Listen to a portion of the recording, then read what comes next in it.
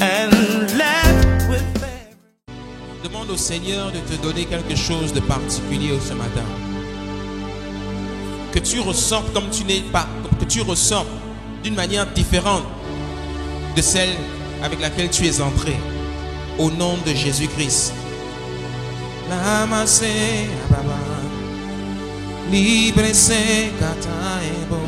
Que ceux qui savent prier en esprit commencent à prier en esprit.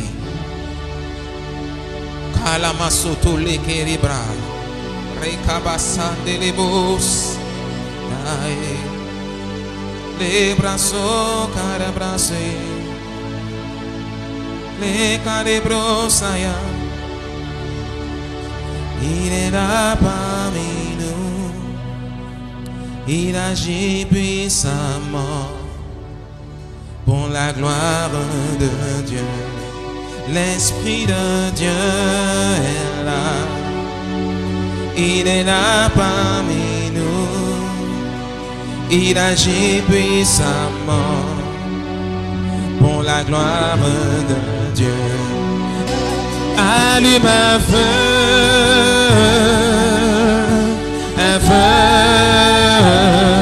allume un feu, qu'il y ait un feu maintenant. Allume, ma quebrassé, qu'il y ait un feu qui monte maintenant. Le feu divin.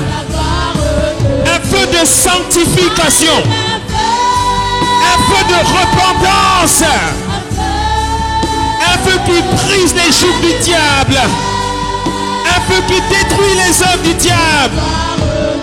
Allume, allume un feu divin.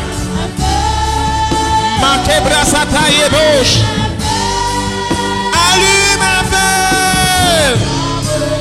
Acclamez le Seigneur bien fort. La brasse que les mamas. Are brasso ya baba. Makere brosa ya baba. Era baba sataye brosare. Makere brosa ya baba.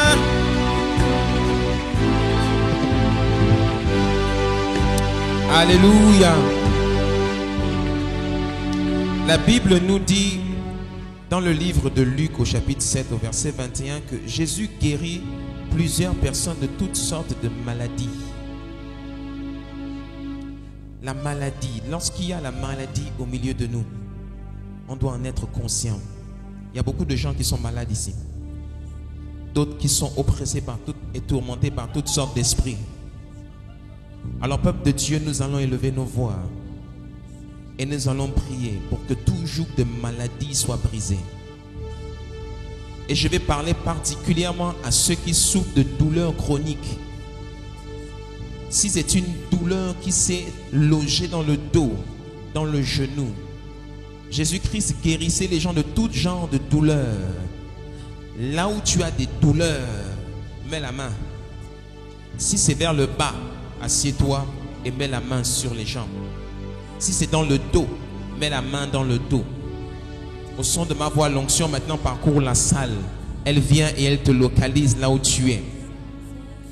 Et s'il y a un esprit qui est logé derrière ces douleurs, qu'il se manifeste maintenant et qu'il sorte au nom de Jésus. Que toute forme de douleur maintenant disparaisse au nom de Jésus. Si c'est une maladie que tu traînes, tu as fait médecin après médecin, et que cette maladie, cette douleur ne s'en va pas, s'il le faut, viens même devant. On va prier pour toi au nom de Jésus-Christ. Je ne parle pas des maux de tête ou des choses comme ça, je parle de quelqu'un qui souffre et qui est véritablement affligé dans son corps par une douleur. Viens devant. Que l'église prie maintenant. Nous brisons au nom de Jésus toute forme de douleur qui s'est logée au nom puissant de Jésus. Aucune douleur chronique ne subsistera. Saisis maintenant ta guérison. au nom de Jésus. Que le Saint-Esprit maintenant te touche au nom de Jésus. Et que tu sois délivré de cette douleur au nom puissant de Jésus. Que l'onction maintenant descende dans cette salle. Et que toute forme de douleur qui s'était cachée maintenant soit délogée au nom de Jésus. Qu'il y ait une atmosphère maintenant de délivrance et de guérison ici. Et que toute forme de douleur qui s'était logée soit maintenant éradiquée au nom de Jésus.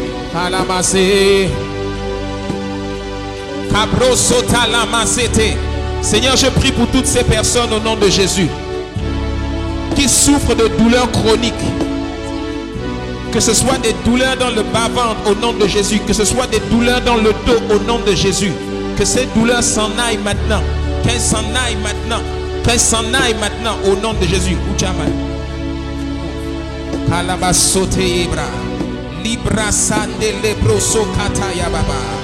Que toute douleur qui s'était logée maintenant s'en aille. Au nom puissant de Jésus.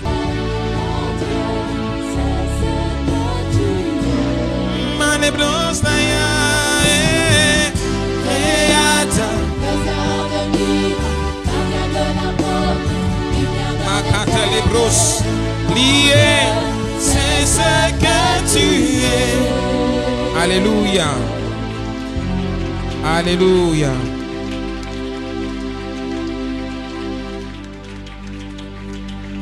La Bible dit, Ésaïe chapitre 60, voici les ténèbres couvrent la terre et l'obscurité les peuples, mais sur toi l'Éternel se lève, sur toi sa gloire apparaît. Alléluia. Jésus-Christ priait pour toutes sortes de maladies, toutes sortes de problèmes. Mais la Bible nous précise que Jésus priait beaucoup pour les douleurs. Parce que les gens souffraient de toutes sortes de douleurs et ne comprenaient pas d'où venaient ces douleurs. Jésus-Christ priait aussi pour toutes sortes d'esprits mauvais. Et les esprits souvent sont logés. Mais si vous ne prenez pas le temps de les identifier et de les mettre dehors, ils resteront là. Alléluia. Est-ce qu'on peut acclamer le Saint-Esprit encore?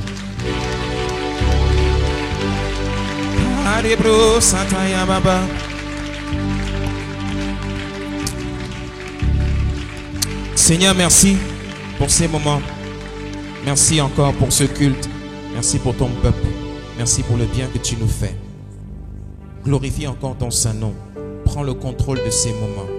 Maintenant que nous allons, Seigneur, apporter ta parole, que ta parole soit ointe d'une manière particulière.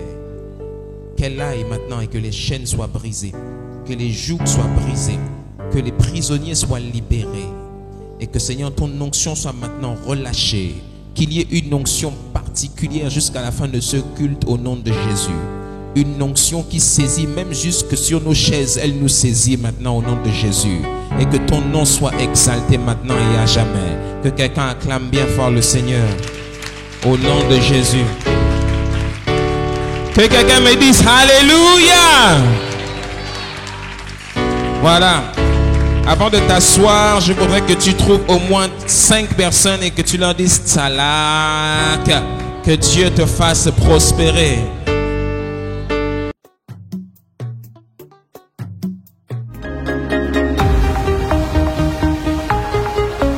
Tu veux cette onction, tu vas être testé. Parce que même le Fils de Dieu a été testé. Tenté par Satan veut dire testé par Satan. La récompense, elle est que pour ceux qui excellent. Elle n'est pas pour ceux qui ont des vies en dents de scie. C'est pour ça que beaucoup de chrétiens n'opèrent pas dans le miraculeux et l'extraordinaire. Ceux qui sont constants avec Dieu, ce sont ceux-là qui opèrent dans l'onction. Dieu est créateur. Et Dieu crée d'abord par la foi. Il le voit dans son esprit, les chaussures, les stylos, les montres, tout. Ce sont des gens qui ont pensé et qui l'ont créé. La question que Dieu vous pose, c'est et toi? C'est quand que tu crées quelque chose qui est à toi?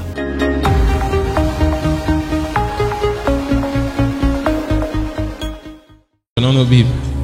Livre de Luc, chapitre 4.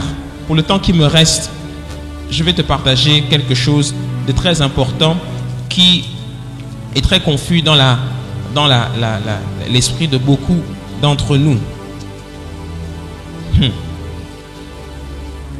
Je vais progresser sur cette série que nous voyons maintenant depuis plusieurs jours depuis plusieurs jours sur Christ le Seigneur des Seigneurs.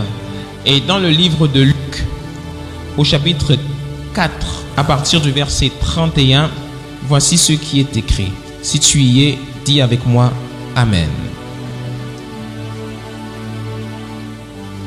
Il est écrit ceci. Jésus descendit à Capernaum, ville de la Galilée, et il enseignait le jour du sabbat. On était frappé de sa doctrine car il parlait avec autorité. Il se trouva dans la synagogue un homme qui avait un esprit de démon impur. Dis avec moi, un esprit de démon impur. Et qui s'écria d'une voix forte: Ah! Qu'y a-t-il entre nous et toi, Jésus de Nazareth? Tu es venu pour nous perdre. Je sais que tu es le Saint de Dieu. Tu sais, il faut jouer l'acteur aussi en même temps. Jésus le menaça, disant: Tais-toi, sors de cet homme. Et le démon le jeta au milieu de l'assemblée et sortit de lui sans lui faire aucun mal. Tu sais l'affaire quand les gens tombent et crient, ils tremblent là. Ça ne leur fait pas mal, c'est très normal quand le démon sort. Tous furent saisis de stupeur et ils se disaient les uns aux autres: quelle est cette parole?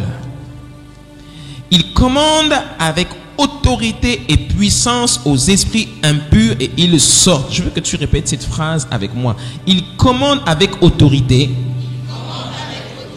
et puissance aux esprits impurs et ils sortent. Répète ça avec moi. Il commande avec autorité et puissance aux esprits impurs et ils sortent. Et sa renommée se répandit dans tous les lieux d'alentour. En sortant de la synagogue, il se rendit à la maison de Simon. La belle-mère de Simon avait une violente fièvre. Dis avec moi, une violente fièvre. Et ils le prièrent en sa faveur. S'étant penché sur elle, il menaça la fièvre et la fièvre la quitta. Dis avec moi, il a menacé la fièvre.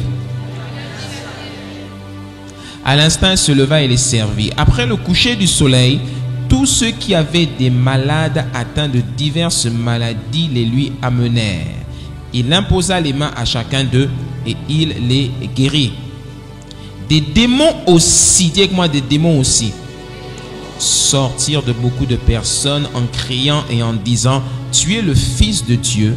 Mais il les menaçait et ne leur permettait pas de parler parce qu'ils savaient qu'il était le Christ. Dès que le jour parut, il sortit et alla dans un lieu désert. Une foule de gens se mirent à sa recherche et arrivèrent jusqu'à lui. Ils voulaient le retenir afin qu'il ne les quittât point. Mais il leur dit: il faut aussi que j'annonce aux autres villes la bonne nouvelle du royaume de Dieu, car c'est pour cela que j'ai été envoyé. Et il prêchait dans les synagogues de la Galilée. Alléluia. Amen.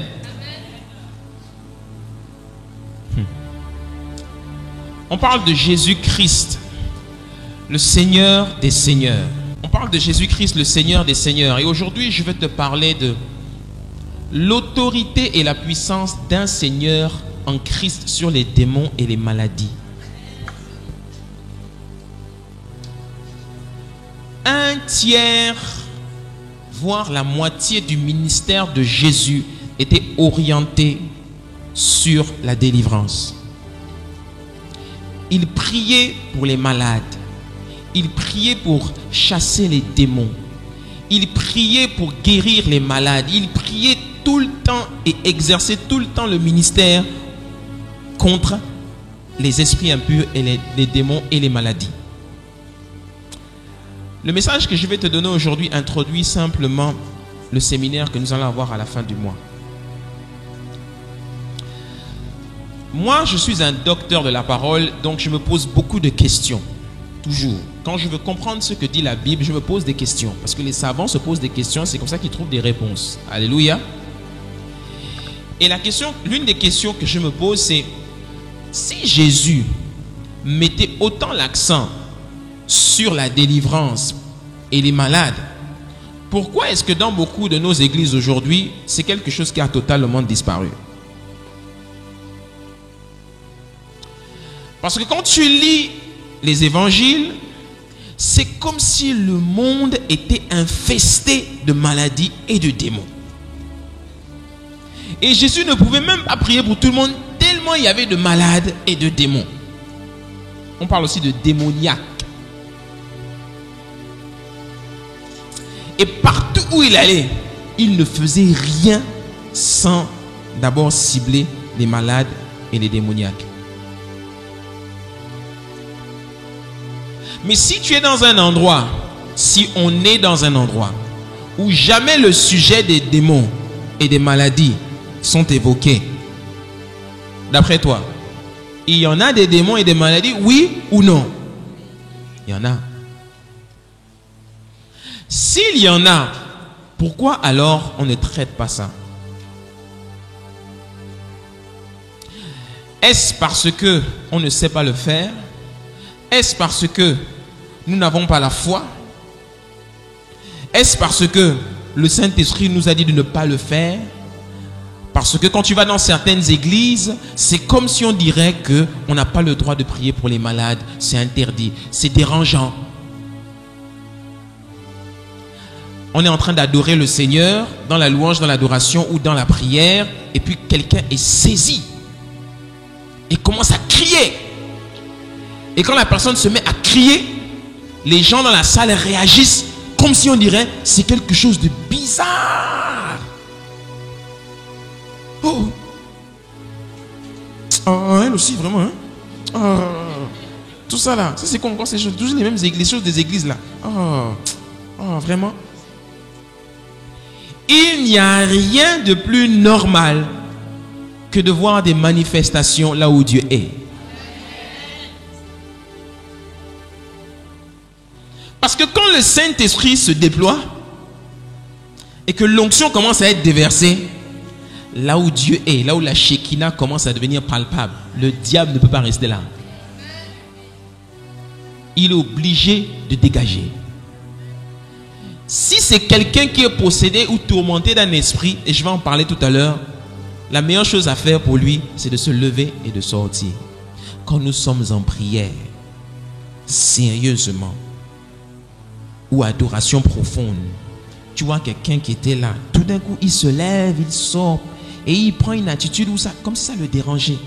Et quand c'est fini, il revient s'asseoir. Il y a quelque chose qui ne va pas dans sa vie.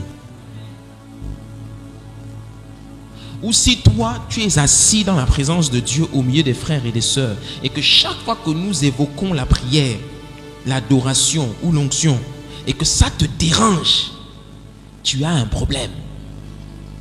Si tu es véritablement né de nouveau, ça ne doit pas te déranger. Tu as plutôt soif d'apprendre et de grandir là-dedans. Mais si les choses de l'esprit, les choses spirituelles, les choses surnaturelles te dérangent, tu as un problème. Parce que Dieu est très surnaturel.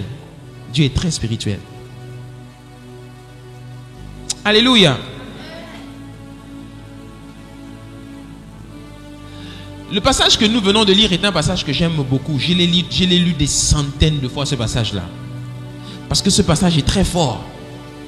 Quand tu t'intéresses à la délivrance, Seigneur, je ne sais pas si j'aurai le temps de tout dire ce matin, mais quand tu t'intéresses à la délivrance et à la guérison, tu dois beaucoup lire le livre de Luc.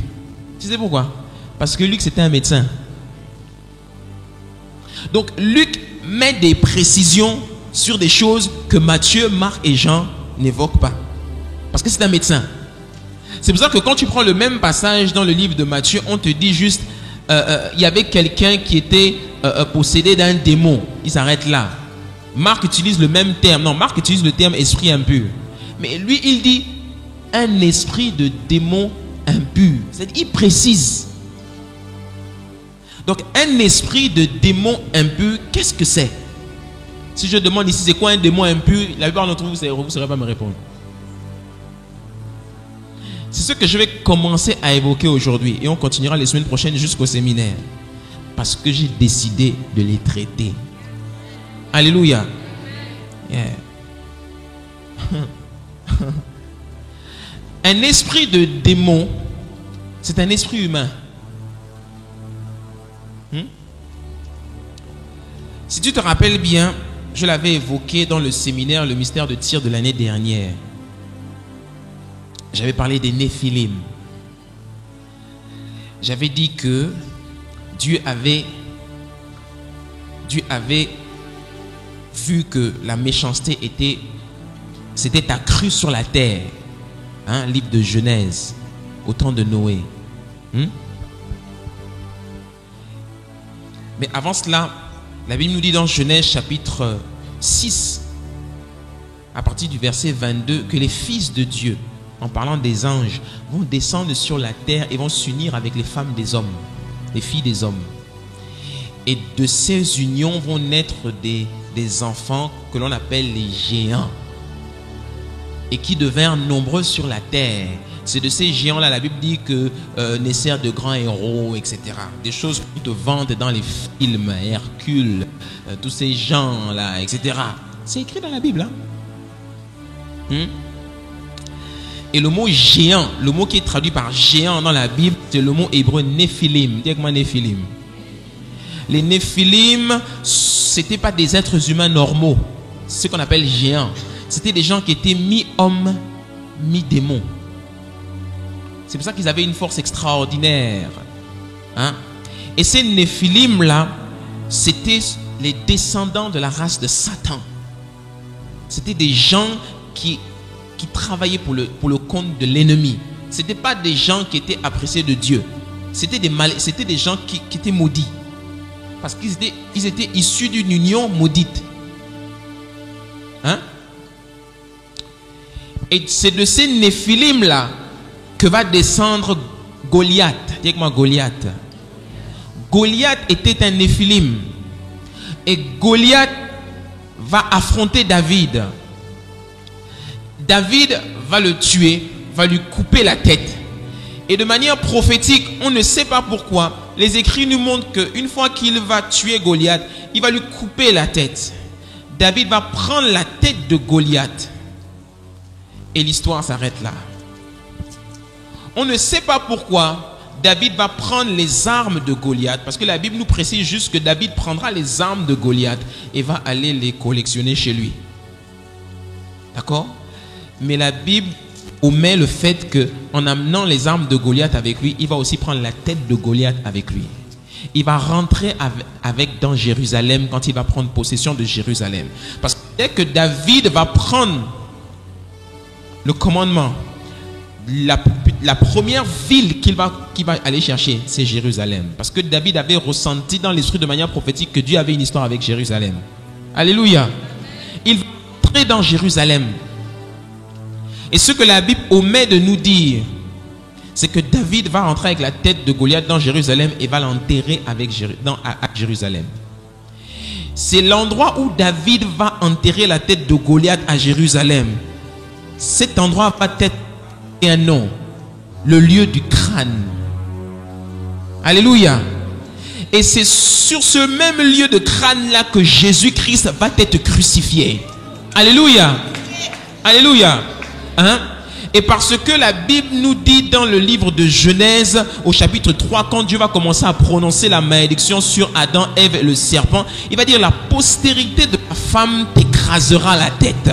Et ce que la plupart d'entre nous ne voyons pas, c'est que lorsque Jésus-Christ est crucifié sur le lieu du crâne, c'est une crucifixion qui est prophétique. C'était simplement l'accomplissement de la prophétie qui avait été donnée en Éden par Dieu, la postérité de la femme, c'est-à-dire Christ t'écrasera la tête.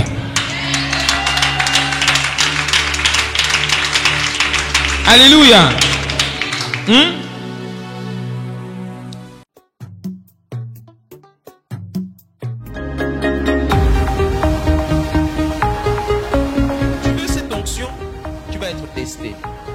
Parce que même le Fils de Dieu a été testé. Tenté par Satan veut dire testé par Satan. La récompense, elle est que pour ceux qui excellent. Elle n'est pas pour ceux qui ont des vies en dents de scie. C'est pour ça que beaucoup de chrétiens n'opèrent pas dans le miraculeux et l'extraordinaire. Ceux qui sont constants avec Dieu, ce sont ceux-là qui opèrent dans l'onction. Dieu est créateur. Et Dieu crée d'abord par la foi. Il le voit dans son esprit, chaussures, les stylos, les montres, tout. Ce sont des gens qui ont pensé et qui l'ont créé. La question que Dieu vous pose, c'est: et toi, c'est quand que tu crées quelque chose qui est à toi?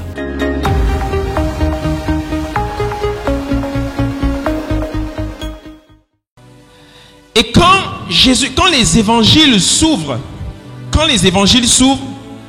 bizarrement, ce qu'on ne voyait pas dans l'Ancien Testament apparaît maintenant. Les démons. D'où viennent les démons? Qui sont les démons? Qui sont ces créatures-là qui oppressent les hommes? La nuit, quand tu dors, tu vois des gens qui te poursuivent. La nuit, quand tu dors, tu vois des gens qui viennent t'oppresser. Tu vois des choses la nuit. Tu as entendu toutes sortes d'histoires dans ta famille. Les gens qui sortent en vampires. Donc, il y a une réalité spirituelle qui existe, mais qu'on ne comprend pas. D'autres qui sont oppressés par des esprits dans leur corps. Ils dorment, ils ne comprennent pas pourquoi ils vivent des choses dans leur corps qui ne s'expliquent pas. D'autres qui sont possédés, où tu vois quelqu'un dans la rue qui est devenu fou, qui maintenant se met nu devant tout le monde, etc., etc. Les gens qui remplissent Mélène là-bas, on ne comprend pas, on n'explique pas toutes ces choses-là. Ce sont les démons. Ces Néphilim là qui vont remplir la terre, toutes ces créatures-là, quand Dieu va envoyer le déluge, au temps de Noé, la Bible dit qu'il va éradiquer toute la race humaine. Sauf que quand il va éradiquer toute la race humaine, les gens vont mourir, mais les esprits vont rester. Ces esprits humains, ce sont eux les démons. Et ces esprits, pour pouvoir s'exprimer, passent leur temps à rechercher toujours une enveloppe où ils peuvent s'infiltrer. Donc ils vont chercher soit à posséder quelqu'un, soit à oppresser quelqu'un. Ce sont des esprits humains. C'est pour cela que certains, même quand ils se manifestent à vous dans des songes, vous voyez des visages de personnes. Ils peuvent même arriver à prendre les visages d'autres personnes. Ce sont des esprits humains. Ces esprits peuvent t'oppresser. Il y en a, par exemple, vous entendez même des voix. Tu es là et tu entends une voix qui parle. Fais ci, fais ça, fais ci, fais ça. Ce sont des esprits de personnes. Alléluia. Et ces esprits, quand Jésus-Christ est venu, Jésus-Christ nous a montré que le royaume de Dieu s'est approché de vous. Il est là maintenant en ma personne. Et quand le Saint-Esprit arrive quelque part et qu'il y a tous ces esprits autour, qu'est-ce qu'il fait? Il les dégage. C'est pour ça que quand un enfant de Dieu arrive quelque part et qu'il y a la présence d'un mauvais esprit, il doit le chasser. On ne cohabite pas avec l'ennemi, mon ami. On ne cohabite pas. Aucune cohabitation n'est permise dans la maison de Dieu. La maison de Dieu, c'est celle que tu transportes ton corps. Quand tu arrives quelque part et qu'il y a un esprit impur, tu le mets dehors. On ne cohabite pas. Alléluia. Ouais. C'est pour ça que la Bible nous montre dans l'Ancien Testament que quand on a pris l'arche et qu'on a mis ça dans le temple où il y avait la statue de Dagon, les gens revenaient le lendemain chaque fois et ils trouvaient la statue de Dagon par terre. Pourtant, personne n'avait dormi là-dedans. Il y avait juste l'arche et puis la statue de Dagon. Mais on ne trouvait pas la statue de Dagon renversée sur le dos. On l'a trouvée renversée toujours face contre terre pour dire tu te prosternes devant l'Éternel. Oui. Obligé d'enlever l'arche. Putain.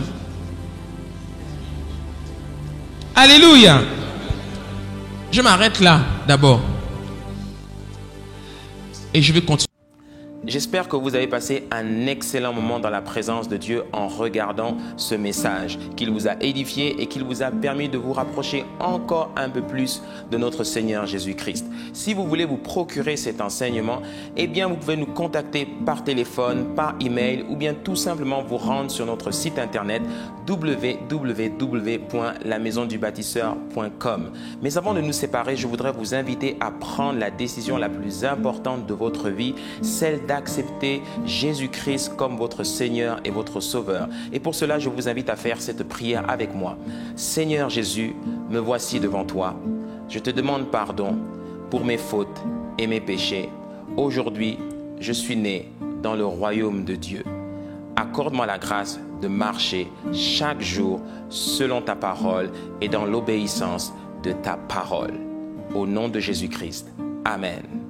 Bienvenue dans le royaume de Dieu. Maintenant que vous avez fait cette prière, méditez la parole de Dieu tous les jours. N'hésitez pas et continuez toujours de prier et restez toujours connectés à la présence de Dieu.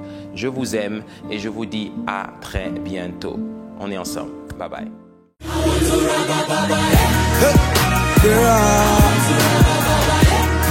I want to